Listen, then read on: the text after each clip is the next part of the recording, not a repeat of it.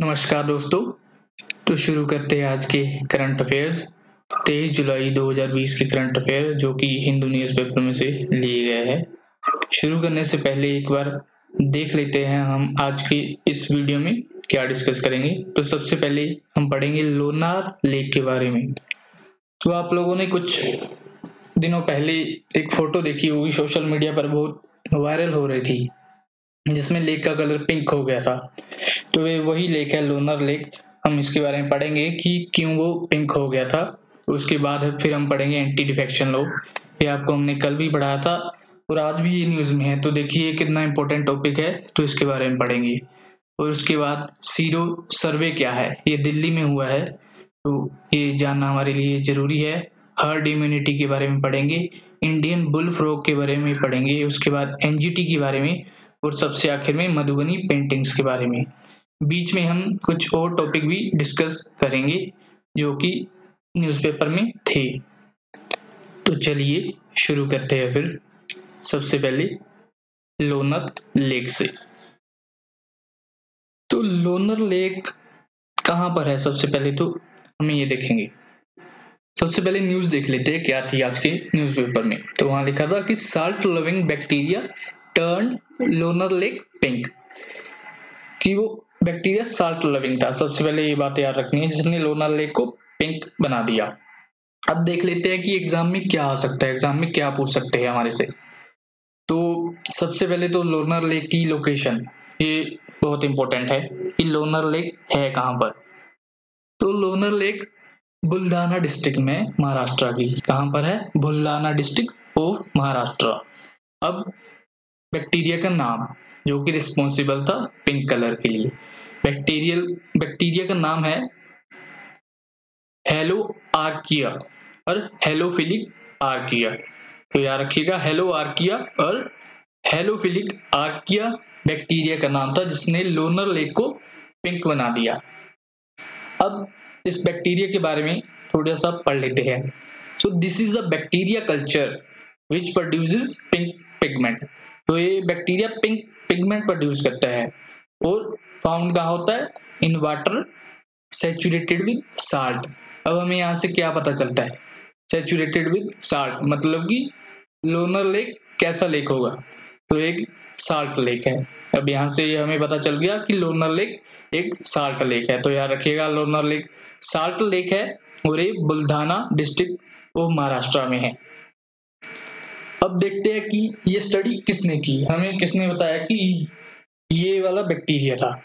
तो हुआ क्या, फॉरेस्ट डिपार्टमेंट ऑफ महाराष्ट्र ने सैंपल इकट्ठे किए वाटर के और उन्होंने भेज दिए अगरकर रिसर्च इंस्टीट्यूट पुणे में। तो वहां उन्होंने स्टडी की, उन्होंने हमें बताया कि ये बैक्टीरिया था, इसके रिस्पॉन्सिबल पिंक कलर का। तो पहले तो उन्हें लगा, जब उन्होंने स्टडी नहीं की थी अभी, कि रेड पिगमेंट दुनेलिया एल्गी हो सकता है, इसके कारण ये पिंक हुआ है। तो पहले उन्हें ये लगा, बट बाद में जैसे उन्होंने स्टडी की सैंपल्स पर जो कि फॉरेस्ट डिपार्टमेंट ने दिए थे उन्हें, तो उन्हें पता चला कि वाटर में large number of hello archaea bacteria present है, जो कि क्या करता है? पिंक पिगमेंट रिलीज करता है। तो उसकी वजह से ये वाटर का कलर क्या हो गया? पिंक हो गया। तो याद रखिएगा किस बैक्टीरिया की वजह से हुआ है? Hello archaea bacteria. अब उन्होंने एक और रिपोर्ट भी सबमिट की है इसके बारे में, पूरी स्टडी के बारे में एक रिपोर्ट सबमिट की है। उस रिपोर्ट में क्या लिखा है देख लेते हैं। तो सबसे पहले तो उन्होंने बताया कि change in colour was not permanent. जो चेंज हुआ था कलर में वो परमानेंट नहीं था, वो थोड़ी देर बाद बैक टू नॉर्मल वाटर का कलर हो गया था। तो याद रखिएगा, चेंज परमानेंट नहीं था, वो थोड़ी देर बाद खुद ब खुद सही हो गया था। और आल्सो ये बड़ा इंपॉर्टेंट पॉइंट है कि the biomass of these microbes had turned the surface of water red और pink। तो क्या रिस्पॉन्सिबल था? ये था बैक्टीरिया का बायोमास। तो बायोमास जब सरफेस पर आया तो पिंक हो गया, बट थोड़ी देर बाद वो बायोमास बॉटम में जाकर बैठ गया, तो फिर वाटर का कलर फिर से नॉर्मल हो गया। तो याद रखिएगा, बायोमास था बैक्टीरिया का, हेलो आर्किया बैक्टीरिया का बायोमास, जिसने लोनार लेक को पिंक कर दिया था। तो तो आई होप आपको लोनार लेक के बारे में अब पता चल गया होगा। अब देखते हैं नेक्स्ट क्या न्यूज थी हमारे हिंदू में। तो ये न्यूज फ्रंट पेज पे थी। तो देखिए एंटी डिफेक्शन लॉ कितना इंपॉर्टेंट है, कल ही हमने आपको पढ़ाया और आज फिर इसके ऊपर न्यूज है।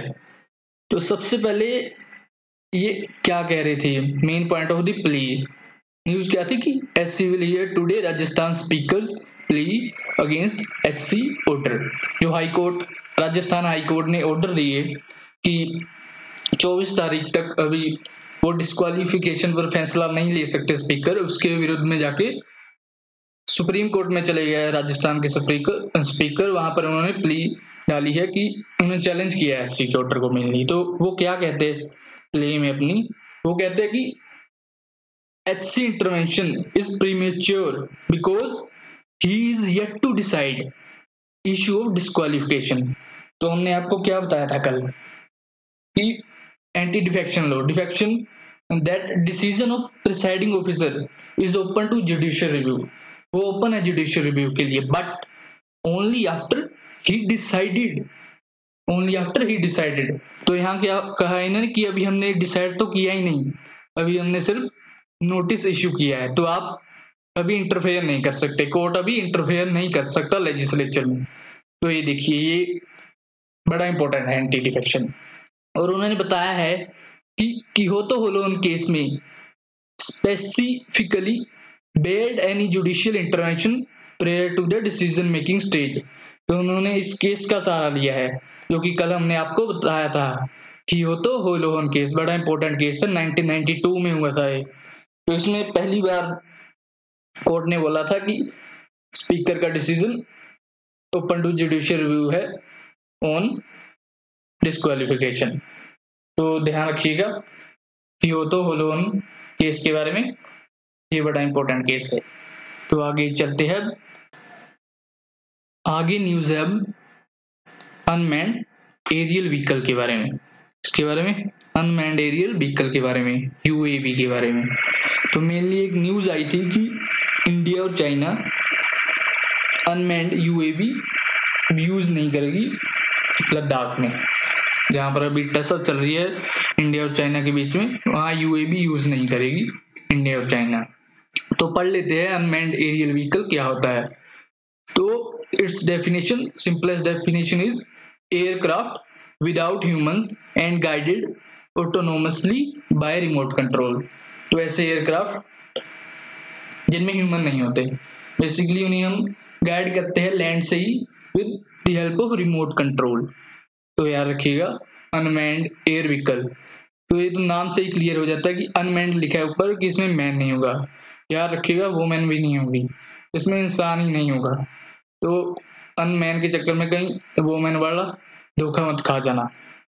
तो अब होता क्या है इसमें, it is fitted with high precision camera, कैमरे लगे होते हैं मेनली इसमें, which can navigate around the disaster area. जहां पर कुछ घटना घटी हो वहां आर्मी के जाने के पहले मेनली इन्हें भेजा जाता है वहां चेक करने के लिए कि वहां दुश्मन ना हो, बेसिकली जायजा लेने के लिए पूरे एरिया का।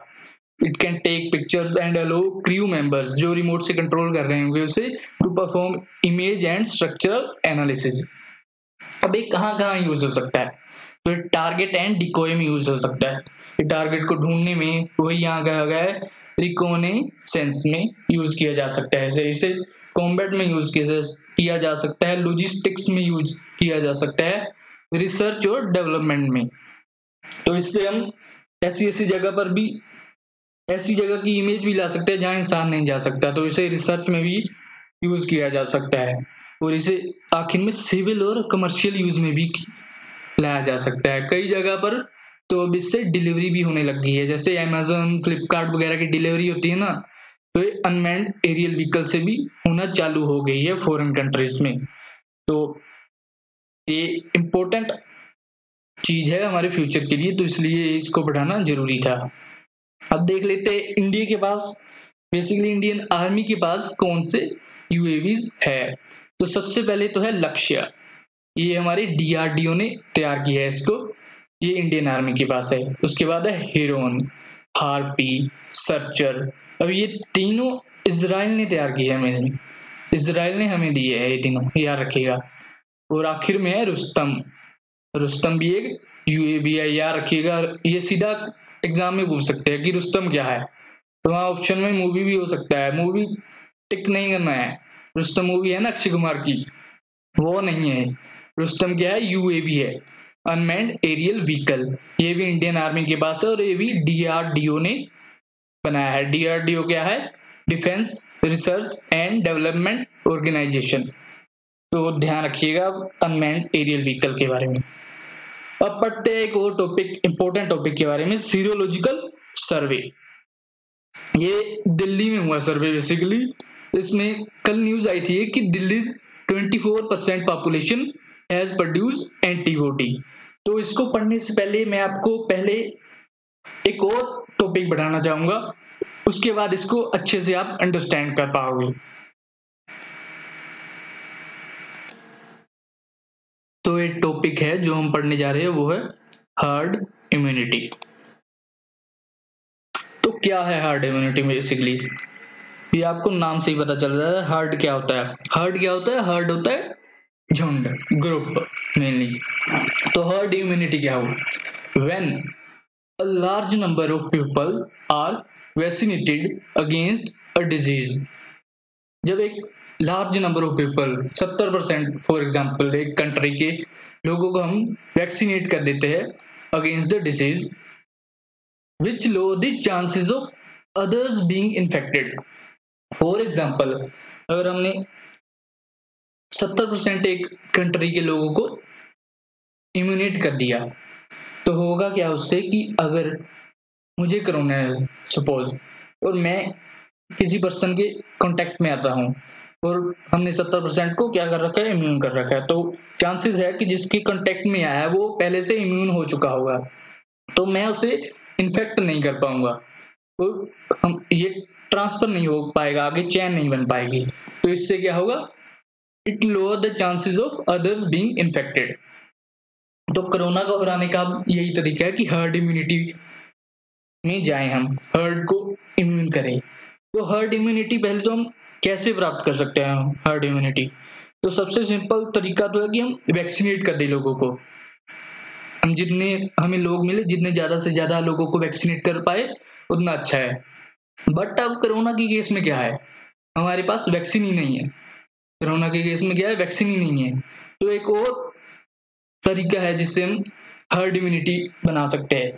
उसमें क्या होगा कि लोगों को पहले हमें कोरोना से इन्फेक्ट करना होगा, फिर जब वो रिकवर कर जाएंगे कोरोना से तो उनकी बॉडी एंटीबॉडी बना लेगी, इम्यूनिटी खुद ब खुद बॉडी बना लेगी। मैंने आपको पिछली वीडियोस में बताया था कि एंटीजेंस को हमारी बॉडी याद कर लेती है, और जब दूसरी बार वही एंटीजेंस हमारी बॉडी के अंदर आते हैं तो हम एंटीबॉडी बना देते हैं और उन एंटीजन को किल कर देते हैं। तो अब आई होप आपको हर्ड इम्यूनिटी के बारे में पता चल गया होगा कि हर्ड इम्यूनिटी क्या है और इससे हम कैसे अचीव कर सकते हैं। तो अब पढ़ते हैं फिर से सीरोलॉजिकल सर्वे।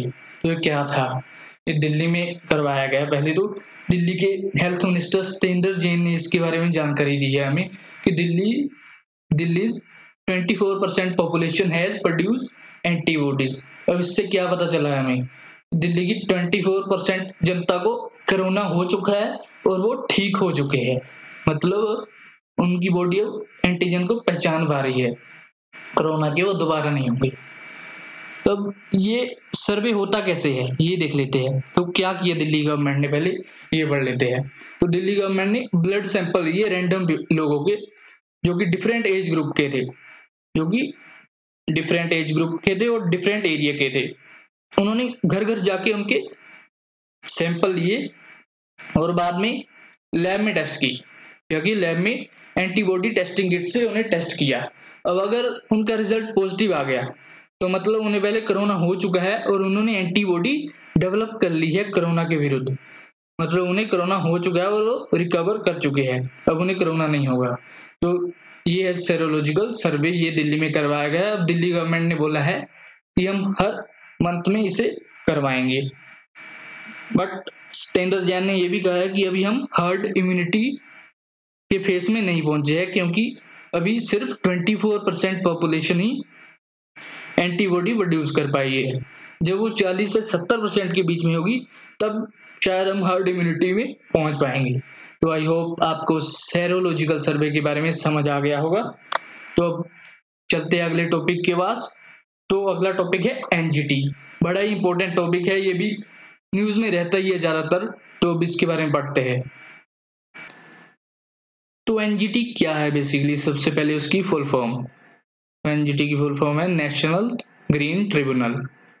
ट्रिब्यूनल मतलब एक कोर्ट की तरह काम करती है, एक सिविल कोर्ट की तरह काम करती है, नेशनल ग्रीन ट्रिब्यूनल। अब ग्रीन वर्ड आया बीच में तो मतलब मेनली किससे रिलेट होगी, एनवायरनमेंट से रिलेटेड। तो ये क्यों सेट की गई, setup for effective and expeditious disposal of cases related to environment protection and conservation of forest. और सबसे इंपॉर्टेंट बात, एंड अदर नेचुरल रिसोर्सेज। तो ये नेचुरल रिसोर्सेज को भी देखती है। बेसिकली बच्चे क्या करते हैं कि ग्रीन ट्रिब्यूनल है तो इन्वायरमेंट और फॉरेस्ट से ही रिलेटेड होगी, यही देखते हैं। नेचुरल रिसोर्सेज को वो नहीं मानते। तो याद रखिएगा, वो नेचुरल रिसोर्सेज भी एनजीटी देखती है। अब बात करते हैं कब इस्टेब्लिश हुई है। तो ये इस्टेब्लिश हुई 2010 में और ये एक स्टैट्यूटरी बॉडी है, मतलब कि ये पार्लियामेंट में एक्ट पास किया गया इसको बनाने के लिए, वो था नेशनल ग्रीन ट्रिब्यूनल एक्ट 2010। अब इसका हेडक्वार्टर कहाँ है, ये एग्जाम में पूछ सकते हैं, ये इंपॉर्टेंट है थोड़ा सा। तो मेन इसका हेडक्वार्टर है न्यू दिल्ली में, बट इसके 4 और ब्रांच ऑफिस भी है। तो ये जरूर याद रखिएगा। न्यू दिल्ली तो हर कोई याद कर लेता है, बट ये थोड़े इंपॉर्टेंट है, इनके एग्जाम में आने के चांस ज्यादा है। तो कहाँ कहाँ है, सबसे पहले भोपाल में, सिटी ऑफ लेक्स में, उसके बाद पुणे में, उसके बाद कोलकाता और आखिर में चेन्नई। ये 4 सिटीज आपको याद रखनी है, भोपाल, पुणे, कोलकाता और चेन्नई। यहाँ है रीजनल ऑफिस एनजीटी के। अब देख लेते हैं कंपोजिशन। कंपोजिशन भी बहुत पूछते हैं एग्जाम में। तो इसकी मेनली 3 बॉडीज है। सबसे पहले तो चेयरमैन, इसका एक चेयरमैन होता है। चेयरमैन को अपॉइंट करती है हमारी central government in consultation with CGI, chief justice of India. तो ये याद रखिएगा कि किसकी कंसल्ट करते हैं, चीफ जस्टिस ऑफ इंडिया को कंसल्ट करती है गवर्नमेंट ऑफ इंडिया चेयरमैन को अपॉइंट करने के लिए एनजीटी के। अब आपको कमेंट में बताना है कि हमारे चीफ जस्टिस ऑफ इंडिया कौन है प्रेजेंट में। तो प्रेजेंट चेयरमैन कौन है इसका, ये देख लेते हैं। ये है जस्टिस आदर्श कुमार गोयल, ये इसके प्रेजेंट चेयरमैन है और ये तीसरे चेयरमैन इसके इनके पहले 2 चेयरमैन और थे। अब दूसरी बॉडी है इसकी जुडिशियल मेंबर। तो मैंने आपको बताया कि ये कोर्ट की तरह काम करता है, सिविल कोर्ट की तरह। तो जुडिशियल मेंबर तो बहुत इंपॉर्टेंट है इसके लिए। उसके बाद तीसरी बॉडी है एक्सपर्ट मेंबर्स। तो अब एनवायरनमेंट से रिलेटेड इसके मेनली केसेस होते हैं, तो एक्सपर्ट का होना जरूरी है जो कि एनवायरनमेंट के बारे में जानते हो। तो तीसरी बॉडी क्या है, एनवायरनमेंट मेंबर्स। अब देख लेते हैं कितने आदमी हो सकते हैं हमने। तो एटलीस्ट 10 मेंबर और मैक्सिमम 20 फुल टाइम मेंबर, याद रखिएगा full time member in the tribunal हो सकते हैं। तो कितने हो सकते हैं, 10 मेंबर एटलीस्ट, 10 तो रखने ही पड़ेंगे, और मैक्सिमम ज्यादा से ज्यादा आप 20 रख सकते हैं, इससे ज्यादा नहीं रख सकते। तो आई होप आपको पता चल गया होगा। पहला है चेयरमैन, उसके बाद है जुडिशियल मेंबर्स और एक्सपर्ट मेंबर। चेयरमैन को सेंट्रल गवर्नमेंट रखती है और in consultation with CGI. CGI कौन है इंडिया के, वो आपको कमेंट में बताना है। तो चलिए फिर आगे बढ़ते हैं। आगे देखते हैं हम एक नेशनल पार्क के बारे में, Dibru Saikhowa national park. Dibru Saikhowa national park ये क्यों न्यूज में था, बेसिकली आपने सुना होगा कि असम में तेल के कुएं में आग लगी है। कई दिनों से न्यूज आ रही है और आज कल फिर वहां ब्लास्ट हुआ, फिर से आग लगी है। तो ये लोकेशन जैसे कि आपको मैंने बताया अभी तेल के कुएं के बारे में, तो उसके पास ही है। अब आप जान ही गए होंगे कि कौन सी स्टेट में है। तो स्टेट है आसाम। स्टेट कौन सी है, आसाम, ये याद रखना है। स्टेट है आसाम, दिब्रू साइखोवा नेशनल पार्क की। But more important is exact location south bank of river Brahmaputra, Brahmaputra के साउथ बैंक में है और एक्सट्रीम ईस्ट में है, मतलब बिल्कुल ईस्ट में है, असम के अरुणाचल के पास है, अरुणाचल के पास और नागालैंड के पास में, वहां ईस्ट में बिल्कुल कोने में है।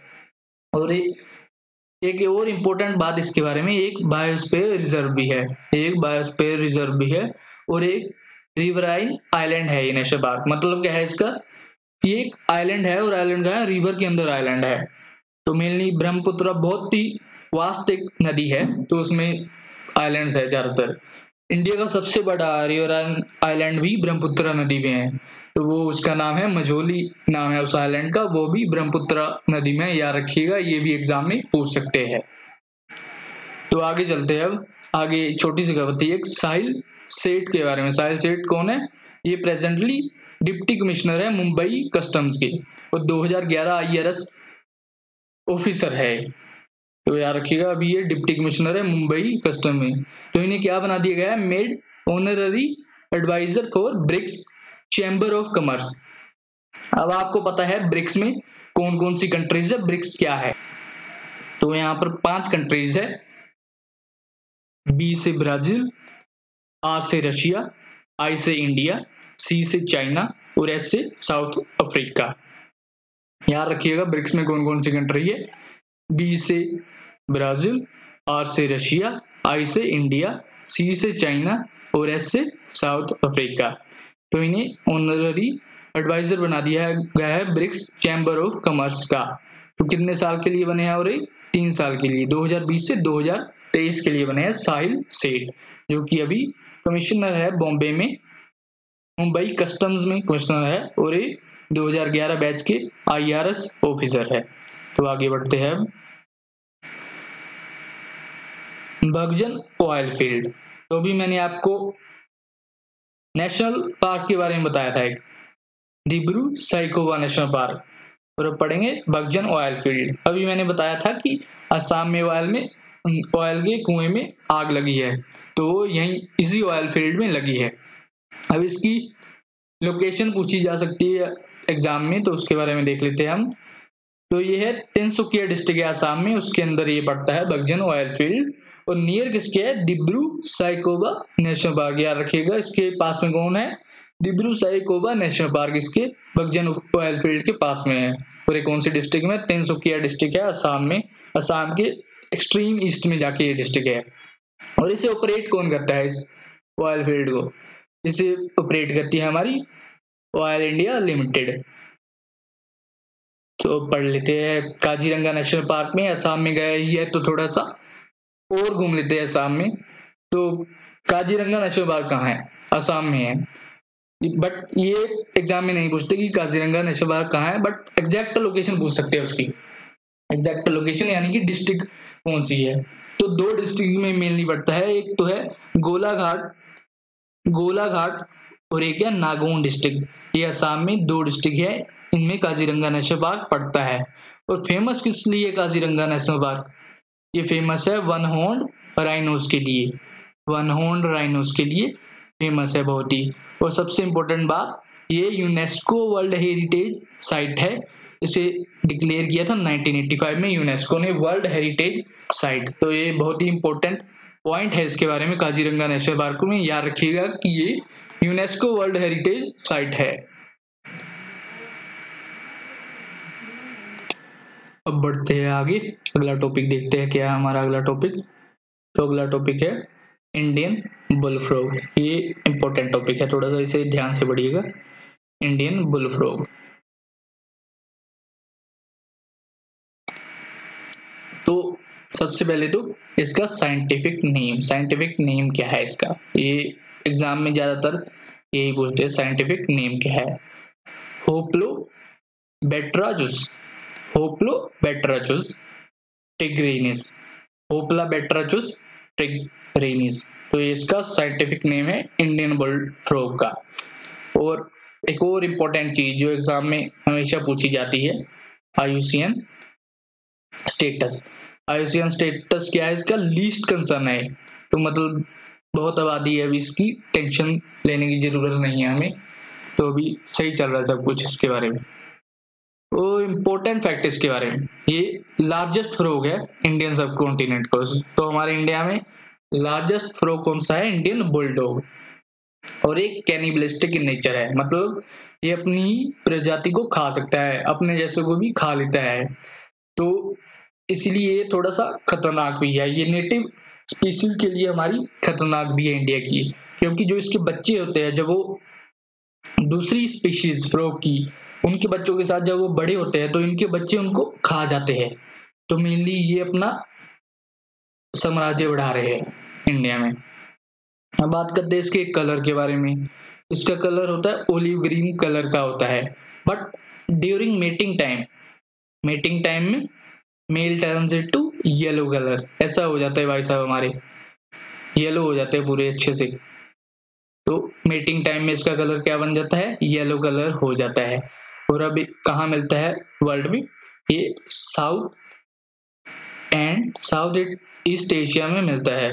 तो याद रखिएगा कहाँ मिलता है, साउथ और साउथ ईस्ट एशिया में अबंडेंट है, ये बहुत ज्यादा है, तो चिंता करने की जरूरत नहीं है। अभी लीस्ट कंसर्न में है अभी तो ये, बल्कि ये हमारी नेटिव स्पीसीज के लिए खतरा बन रहा है अभी, तो स्टडी में ये पाया गया है। तो याद रखना है इंडियन बुलडॉग के बारे में, सबसे पहले तो इसका साइंटिफिक नेम याद रखना है आपको, उसके बाद IUCN स्टेटस लीस्ट कंसर्न है, उसके बाद ये लार्जेस्ट फ्रॉग है इंडियन सब कॉन्टिनेंट का, और एक कैनिबलिस्टिक इन नेचर है, ओलिव ग्रीन कलर का होता है mainly, but during meeting time male turns into yellow. ये याद रखिए, मेल टर्न करता है येलो में, फीमेल नहीं करती है, फीमेल ओलिव ग्रीन कलर की ही रहती है। और कहाँ मिलता है? South and south east Asia में मिलता है। अब चलते हैं अगली न्यूज की तरफ, आगे बढ़ लेते हैं। अब वाडा और नाडा क्या है? जैसे कि आपको दिख ही रहा है, मेनली लिखा हुआ है यहाँ पर कि वाडा है world anti doping agency. World anti doping agency है वाडा। तो मेनली जो प्लेयर्स होते हैं, खिलाड़ी होते हैं, उनकी जब डोपिंग का टेस्ट होता है तो इंटरनेशनल लेवल पे उसे कौन देखता है? वाडा, वर्ल्ड एंटी डोपिंग एजेंसी। अब इसके बारे में क्या पूछा जा सकता है कि इसका हेडक्वार्टर कहाँ है? तो इसका हेडक्वार्टर है मॉन्टेरियल में। मॉन्टेरियल कहाँ है? कनाडा में है मॉन्टेरियल, कनाडा में है मॉन्टेरियल। वाडा का हेडक्वार्टर है कनाडा में, मॉन्टेरियल। और इसके प्रेसिडेंट कौन है? प्रेसिडेंट है विटोल्ड बांका। विटोल्ड बांका साहब इसके प्रेसिडेंट है वाडा के, याद रखिएगा। अब वाडा के बारे में पढ़ा है तो नेशनल अपने इंडिया के एंटी डोपिंग एजेंसी के बारे में पढ़ लेते हैं, उसे कहते हैं हम नाडा। नाडा यानी नेशनल एंटी डोपिंग एजेंसी। अब इसे कौन चलाता है, किसके अंडर आती है, किस मिनिस्ट्री के अंडर आती है? तो ये आती है ministry of youth affairs and sports. Ministry of youth affairs and sports. X official chairman कौन है? इसके कंपोजिशन के बारे में देख लेते हैं थोड़ा सा, चेयरमैन कौन होगी इसके। तो एक्स ऑफिशियल चेयरमैन है इसके minister of state for youth affairs and sports. तो कौन है अभी हमारे chairman for sports? Minister for sports, तो आई थिंक आपको पता ही होगा, वो है श्री किरण रिजिजू। श्री किरण रिजिजू। ये कहाँ से है? ये कहाँ के MP है? कौन सी स्टेट के? तो ये अरुणाचल प्रदेश से MP है। तो याद रखिएगा, एक्स ऑफिशियल चेयरमैन होता है minister of state for youth affairs and sports.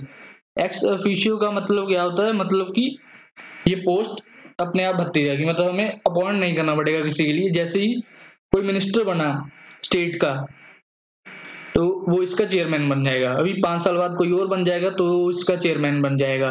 अभी सरकार गिर जाए, अगर कोई दूसरी सरकार आ जाए तो वो इसका चेयरमैन बन जाएगा। एक्स ऑफिशियो का ये मतलब है, क्योंकि कोई ऑफिशियल हम अपॉइंट नहीं करेंगे, वो अपने आप बन जाएगा जैसे ही मिनिस्टर ऑफ स्टेट का पद भरेगा। ठीक है, आई होप आपको क्लियर हो गया होगा। अब देखते हैं आगे। आगे इंपॉर्टेंट है NDTL, ये न्यूज में था, इसी की वजह से हमने पीछे वाडा और नाडा पढ़े हैं।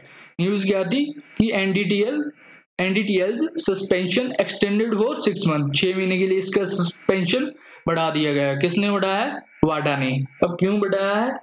क्योंकि ये वाडा की रूल्स एंड रेगुलेशन फॉलो नहीं कर कर पा रहे थे टेस्टिंग में। तो ये है क्या, पहले ये देख लेते हैं। NDTL ये हमारी नेशनल डोप टेस्टिंग लेबोरेटरी। तो जो भी इंडिया में डोप टेस्ट होते हैं खिलाड़ियों के, वो यहाँ पर किए जाते हैं नेशनल डोप टेस्टिंग लेबोरेटरी में। अब इसके भी एक्स ऑफिशियो चेयरमैन कौन है? Minister of state for youth affairs and sports, और वो कौन है? वो है श्री किरेन रिजिजू। तो याद रखिएगा NDTL क्या है? नेशनल डोप टेस्टिंग लेबोरेटरी है। अब इस पर बैन लगा दिया थोड़ा सा वाडा ने 6 महीने के लिए। 6 महीने के लिए पहले भी लगा हुआ था, अब बढ़ा दिया है इसे 6 महीने और बढ़ा दिया है। तो याद रखिएगा क्यों बढ़ाया है इसका एक्सटेंशन, वो हमने आपको बताया है कि ये उसके रूल्स और रेगुलेशन पूरी तरह से फॉलो नहीं कर पा रहा था, इसलिए इसे बैन कर दिया गया है नेशनल डोप टेस्टिंग लेबोरेटरी को। अब चलते हैं हम अपने आखिरी टॉपिक की तरह आज के, वो है मधुबनी पेंटिंग्स। मधुबनी पेंटिंग्स बड़ा इंपॉर्टेंट टॉपिक है आर्ट एंड कल्चर के लिए, किसी भी एग्जाम में पूछा जा सकता है। इसके बारे में थोड़ा बेसिक जानकारी हम आज पढ़ लेंगे। तो ये सबसे पहले तो ओरिजिनेटेड फ्रॉम इंडिया। इंडिया में कहाँ से? मधुबनी कहाँ एक जगह है, कहाँ है? बिहार में। बिहार में जगह है मधुबनी, वहां से ओरिजिनेट हुई है। और ये प्रैक्टिस कौन लोग करते हैं इसे? कहाँ के लोग? नेपाल और बिहार के लोग इसे प्रैक्टिस करते हैं। नेपाल और बिहार के लोग इसे प्रैक्टिस करते हैं, याद रखिए। और मधुबनी पेंटिंग को हम मिथिला आर्ट भी कहते हैं। मिथिला आर्ट क्यों कहते हैं? क्योंकि ये जो मधुबनी रीजन है ये मिथिला रीजन में पड़ता है, तो इसलिए हम मिथिला आर्ट भी कहते हैं। तो आप देख सकते हैं मिथिला पेंटिंग्स, ये कुछ मैंने फोटोज लगाई है मिथिला आर्ट की, मधुबनी पेंटिंग की, तो आप देख सकते हैं। आई होप आप सभी को आज की वीडियो पसंद आई होगी, तो इसे लाइक कीजिए, चैनल को सब्सक्राइब कीजिए और वीडियो को शेयर भी कीजिए। आप सभी लोगों को हमारी तरफ से धन्यवाद, क्योंकि आपने अपना बहुत ही कीमती समय हमारी इस वीडियो को देखा है। तो आप सभी लोगों का धन्यवाद। Thank you once again.